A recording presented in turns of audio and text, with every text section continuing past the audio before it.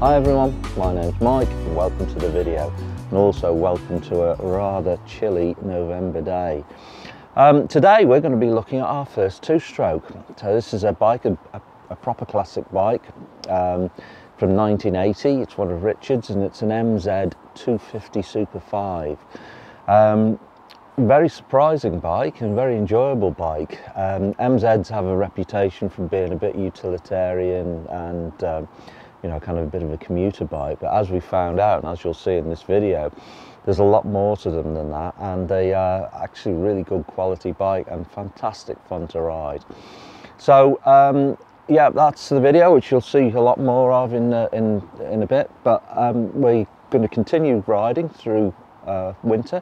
We've got some good bikes lined up. I won't say what because things change all the time, and apologies if the videos are a bit sporadic, but we all have very busy lives, and it's difficult kind of lining everyone up. It's less difficult getting the bikes. It's more difficult getting us all to be available at the same time on the same day, because you know this isn't a career for us. It's just a bit of fun, so we have to prioritise it like that. But it's something we love doing, and we're going to keep going. So in that vein, if you like what we're doing, I'd be very grateful if you could just click like and subscribe for us. It does help us out with the YouTube algorithm, and it just allows us to be seen by more people. So thanks a lot for watching, and thanks a lot for your continued support, and with that, on with the show.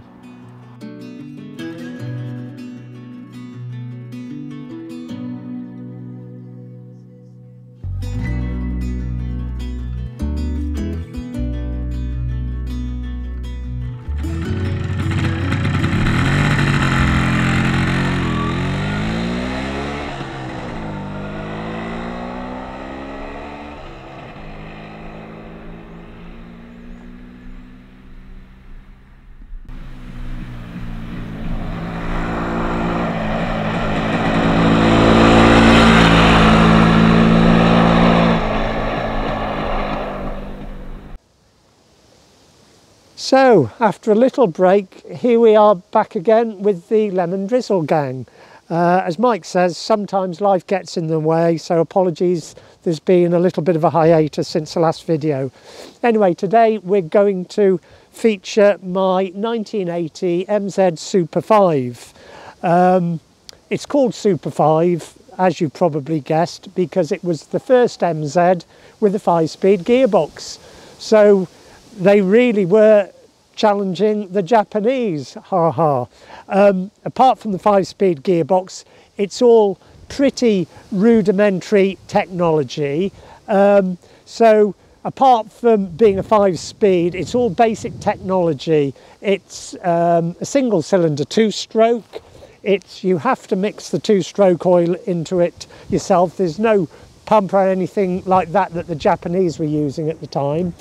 But its virtue is it's so simple. It's got a fully enclosed chain, which is fantastic. It's probably the next best thing to having a shaft drive. Having an enclosed chain down here means you're not forever having to clean and adjust the chain, so that makes life a bit easier. Obviously, single cylinder, 2-stroke, very little to go wrong. Very reliable. The only thing you need to do occasionally is carry a spare plug. Beauty of the MZ, they couldn't really compete with the Japanese at the time, so what they did do, it was a bike which was originally designed to be cheap transport for the masses in East Germany. Obviously, post-Second World War, East Germany became a communist state. Times were tough, people didn't have money, and the MZ was sold very cheaply, as I said, to the masses. You either had an MZ, or if you had a bit more money than the average, you had a Trabant. But as I said, the virtue of the MZ, very simple, very cheap to run. I mean, this does between 70 and 80 to the gallon, sticking to speed limits and whatever. Top speed is about 80 miles an hour. It's not fast, but it's quick enough. It's got a nice big tank on it, so you've got a big tank range, so you're not forever having to stop for petrol. Now this bike, I actually acquired it from my elder brother. He'd run out of space and he said, do you want this old MZ? Now over the years, I'd always had a lot of respect for MZ. I liked the philosophy behind them, always admired them from afar, but didn't ever think I would end up with one. So I've only had this for a few weeks. So my brother did a lot of good work to it. It's far from standard, and this is the thing.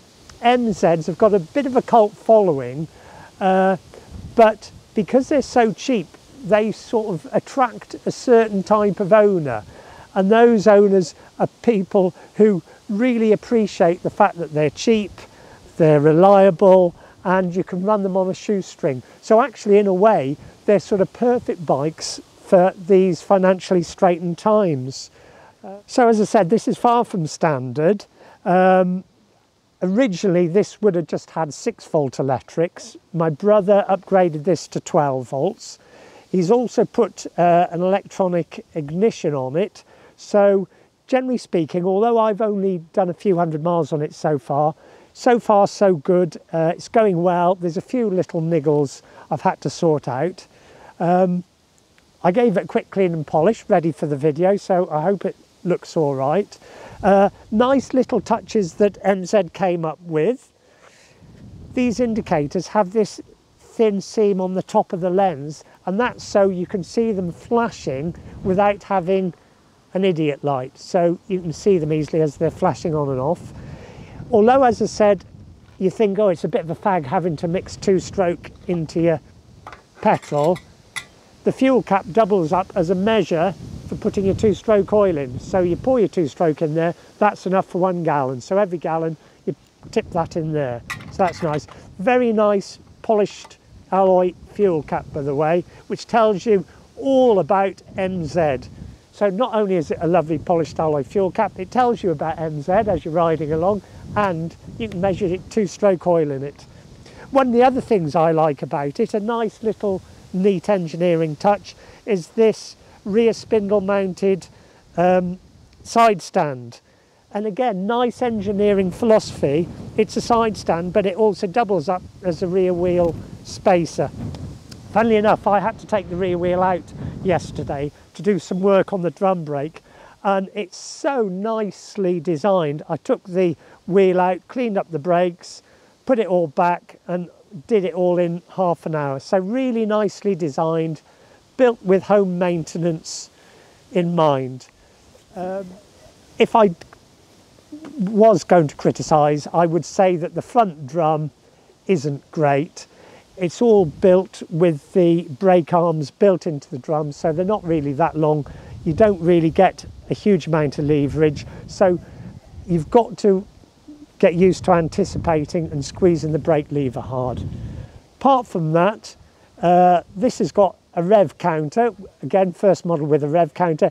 Rather than having a red line, it's got a green line from 3,000 to 6,000, which is like the sweet spot. By 2-stroke standard, so it's quite torquey, and so long as you keep it between 3 and 6, it goes along quite nicely. But as I said, it's not fast. As I said, you can probably squeeze about 80, but at sort of 4,000 revs, you're doing about 55, and it's really sweet because the engine's rubber mounted, and you know, as I said, for a single cylinder 2-stroke, it's quite sweet. What is trick about this is one of the things my brother did do, he put a different carburettor, and it's a square slide carburettor with a very trick plastic translucent float bowl, and he put it on because he liked the look of it, and It's meant to add a horsepower or two. Oh yeah, I will do. Another nice little touch that MZ came up with was the toolbox, which is built into the saddle. And you think, well, why didn't other manufacturers think of little things like that? So simple, but it just makes life so easy, so much easier, should I say.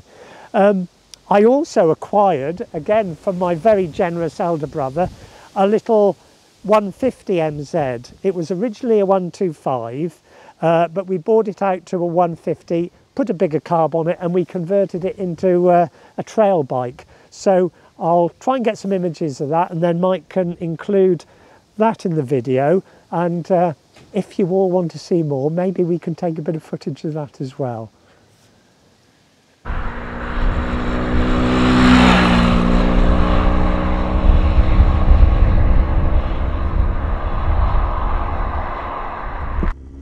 Okay, so it's Mike riding the bike now. Apologise first up because of the wind noise. It was a really windy day, and I've done everything I can to get rid of the wind on the video, but it is what it is. So first up, what's it feel like? Well, it feels tiny. I got on the bike and took off and put my feet on the footrest, and it feels like my knees are up around my ears, and my hands are also by my knees. So it's just strange because it's not a small bike. So I just think we're used to bigger bikes these days, and you know, I haven't grown taller as I've got older, but yeah, it must be getting used to it. But it rides really well. It's the clutch is lovely, the gears work all right, back brake works all right, the front brake is like squeezing a blancmange. It really doesn't do an awful lot, but it's just so charming. It's got real. It's a. I think this is 1980. This bike, but it's a real 70s bike, and suspension feels 70s, and it's just a time machine, really.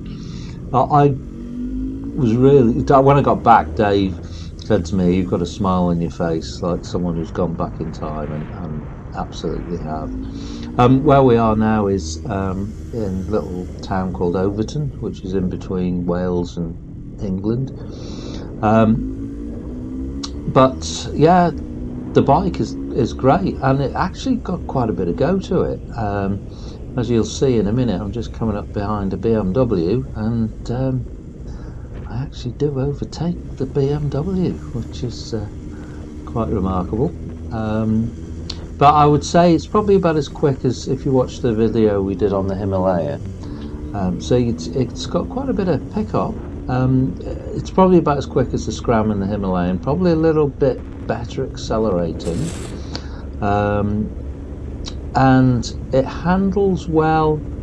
Obviously I'm a bit heavy for the suspension for it. It handles well as long as you're on the power.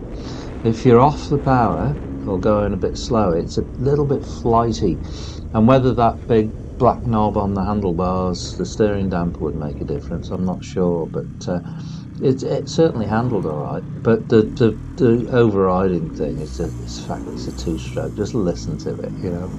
Single cylinder two-stroke. It's a real, as I said, it's a time machine, this. And you see, I'll take off here and just listen to it. Isn't that great? It's quite torquey, but it does absolutely have a power band, and it's in between 5,000 and 6,000 RPM that it picks up its skirts and moves along a bit. But it's comfy, probably 60, 70.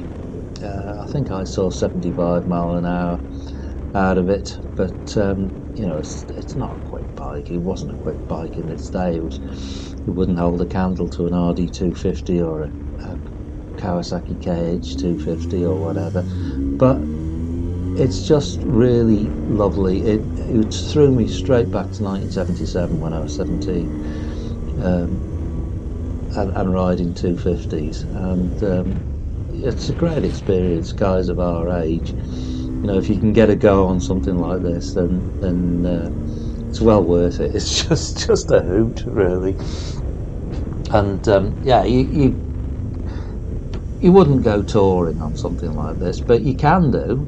We met a couple of guys in the Picos de Europa, which is a mountainous region in Spain, and they'd taken a couple of Supa 5 MZs, and they were cruising around on them, and they had them loaded up and seemed to be having a great time on it. So yeah, well, here's another BMW. Let's see if we can overtake this one.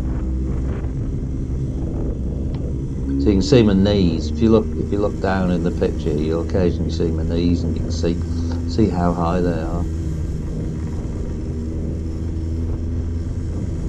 So it's a, yeah, we're going to overtake. Yep, it's a BMW crusher, this bike. Fantastic. So here, yeah, that's on the flat. It picks up speed, and yeah, I really enjoyed it. Okay, so this is a very brief history of MZ. So MZ started life in the before the Second World War as a company called DKW, which was a successful German car and motorcycle manufacturer. But after the Second World War, the town where it was being manufactured, which was Schapau, was in East Germany. So the company changed its name to MZ, which is Motorenwerk Schapau, which then produced motorcycles.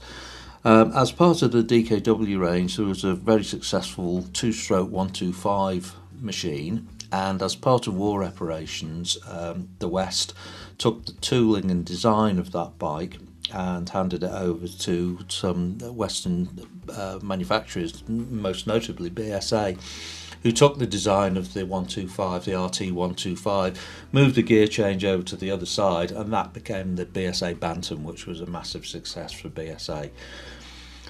So MZ continued to produce bikes, and in the early 60s they got into racing, and they had a very smart design engineer called Walter Carden, who was part of the German rocket program in the Second World War.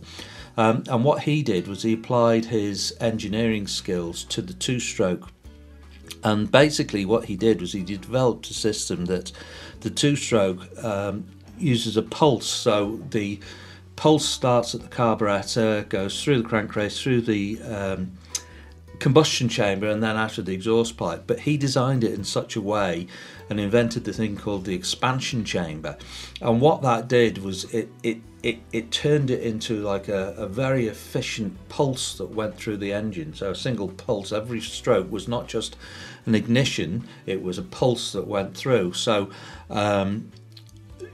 this basically was like providing supercharging to a two-stroke engine. So they were very successful, and they were just on the cusp of winning the 1961 125 Grand Prix when their lead rider, who was a guy called Ernst Degner, decided to defect to over to the west. So the Swedish Grand Prix, he broke down on the outside of the circuit and absconded to the west, where he sold. He'd taken all the plans with him, and he sold these to Suzuki, and that's what started the Japanese domination of two-strokes for the next 2-3 decades. In the meantime, MZ was still producing road bikes, and notably in the late 60s, 70s, they had the 125 and 250 singles. They brought out some very strange looking bikes in the 70s, and I think the Trophy was one of them, and it was likened to a 1950s television set, the way it looked. But they were fantastic quality, and with them being behind the Iron Curtain, they didn't have access to a lot of plastics, but they did have a lot of aluminium. So the bikes predominantly are made out of aluminium, and they are very, very good quality bikes. So their course was run completely opposite to the Japanese, like they had leading link suspension, and it was just different design concept, but as I said, very good quality. And this leads us on to the bike that we're looking at today of Richard's. So he's got a 1980 Supa 5, and this really came out in 1975, so it really is a 70s bike. And then after this, they had one that they put a disc brake on the front. I think that was the ETZ 250. And then after that, the company became Muz, M-U-Z, and I'm a bit hazy on the history here, but they brought out a bike called the Scorpion and also the Bagheera, which was a supermoto version of that. And they used a Yamaha 660 engine, and they also produced their own 1000cc parallel twin, which really looked an interesting bike, but it really failed in the marketplace, and unfortunately MZ went into liquidation. So very brief history, but fantastic marque and really interesting. Well, here we are. Yes. In Ellesmere again. It's been a while, isn't it? It's been a while. Welcome everyone. So yeah, we're in the.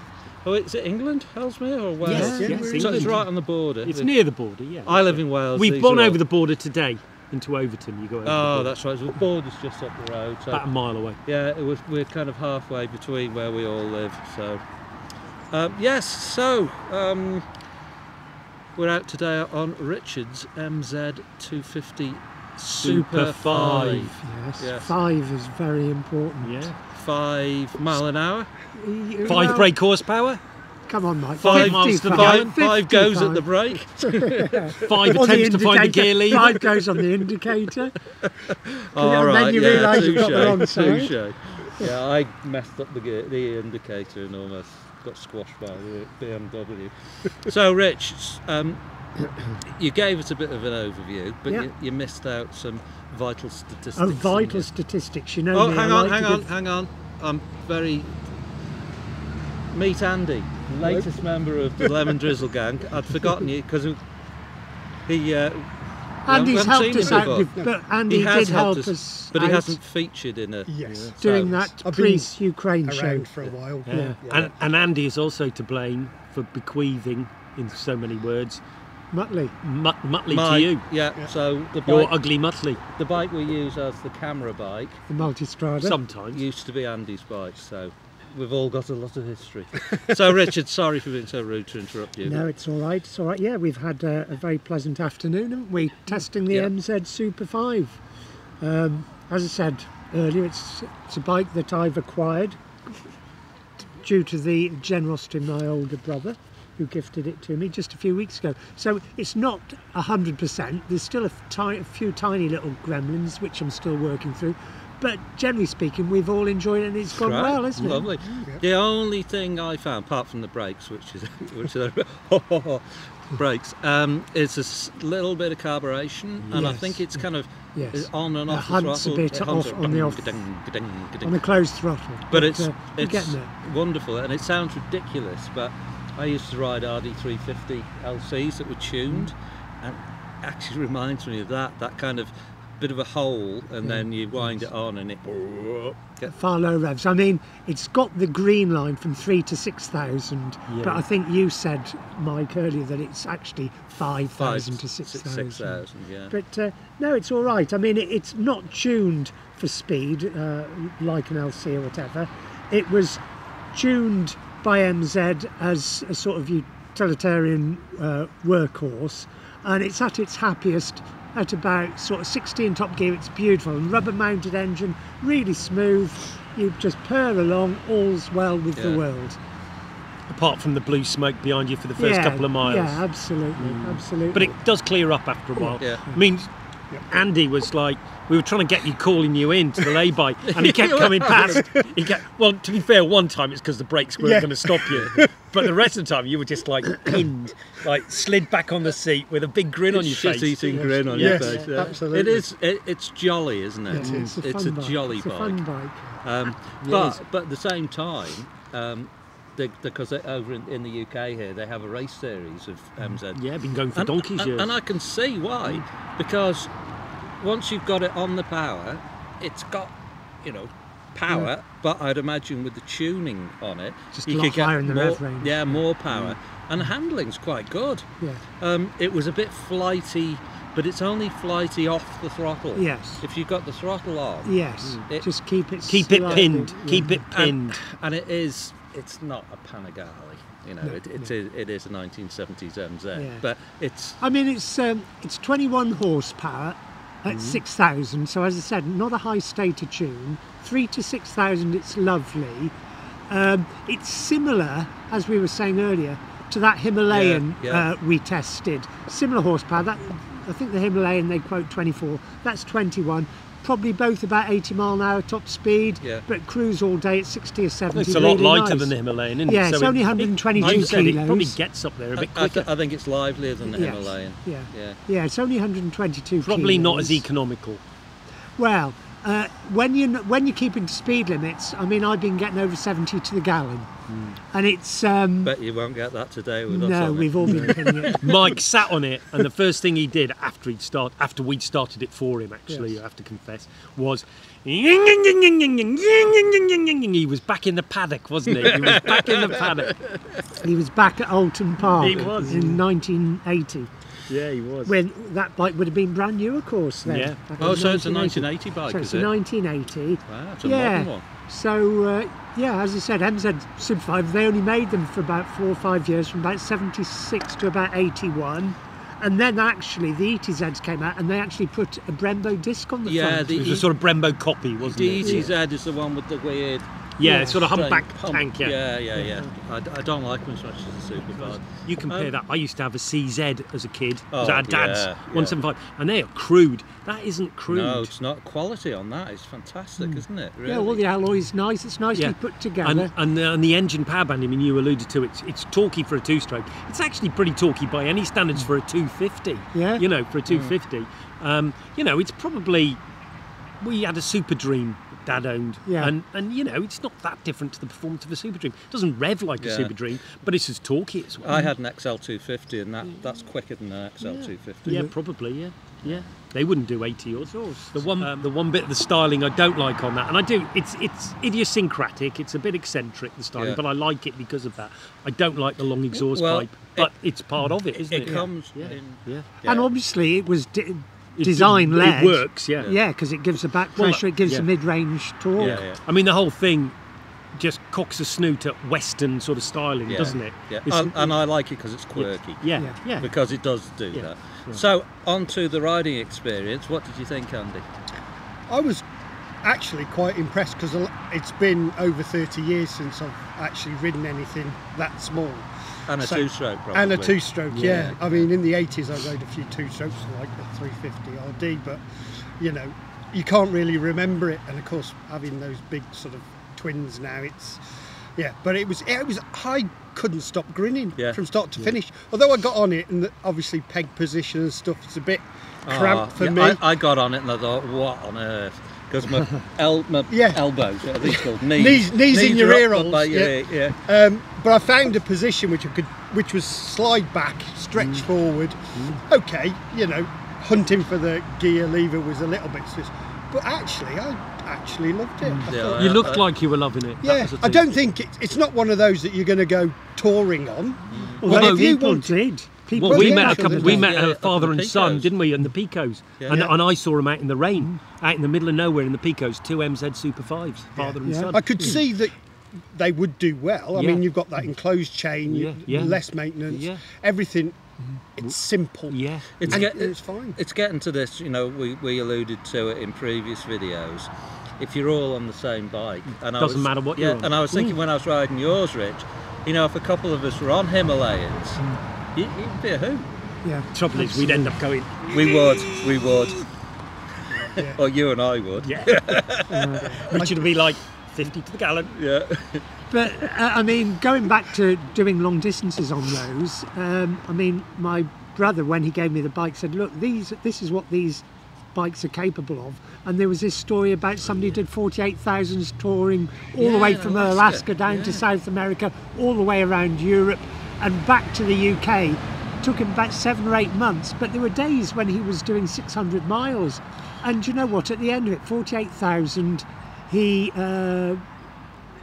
got through a few spark plugs, but apart from that, Yeah. there was hardly anything. I think he decoked it when he got back. But that When was he got pretty back. much. That was pretty much he it. had And to- he had one puncture. I had to get a new bottom. Yeah.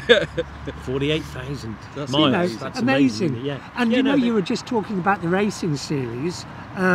Somebody gave me a heads up just in the last few days. One of the classic bike magazines had a test or a feature back in July on a road legal MZ Super 5, just like that.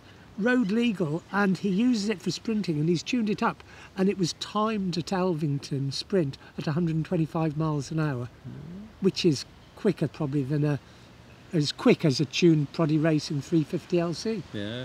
Yeah. Wow. Road legal. What I like about them, changing the subject is you can tell they're East German because there's no plastic on it. You can tell it was behind Yeah, the old Iron yeah. Curtain, It's all, and plastic took oil, and the Yeah. and the communists didn't want to And use they oil. had a lot of aluminium. Yeah, for they some had reason, bauxite, didn't they? tons of Bauxite, bauxite, yeah. no oil. So obviously, you know, why make something out of plastic when you can make it out of nice alloy? Yeah. But it wasn't like nice alloy, it was just them using what they had. And it's funny because everything on it, it's so different to like a 70s Japanese Yeah. 250, isn't it? So different. But it was funny, Mike sat on it after you had your ride and he's sitting there and he's grinning, and I went, you've got the look of somebody who's just been transported back to your youth. And he went, yeah. And then he grabbed the filler cap and went, Yeah, Oh. and you could smell the two-stroke yeah. oil in there. Yeah. And it like just transported me back. And that's what they are. That's what this whole channel's about. It's Yeah. time machines. Yeah, isn't it? yeah, time machine. You know, yeah. it's just time Absolutely. machines. Yeah. Very good. Absolutely. Cool. All right. Well, thank you very much, guys. Yeah. I don't know what we're going to do next. Something different. Oh, we Something might. different. Something very different from one extreme to the other, which is what we like to do, is perhaps the new. Everybody knows we love Motor Guzzi's, perhaps a V100 Mandello, Yeah. or perhaps the new Beezer Gold Star. Yeah. Who knows? Bill Smith is a dealer. Yeah, absolutely. Anyway, So- we'll see. Anyway, we'll see. We'll see.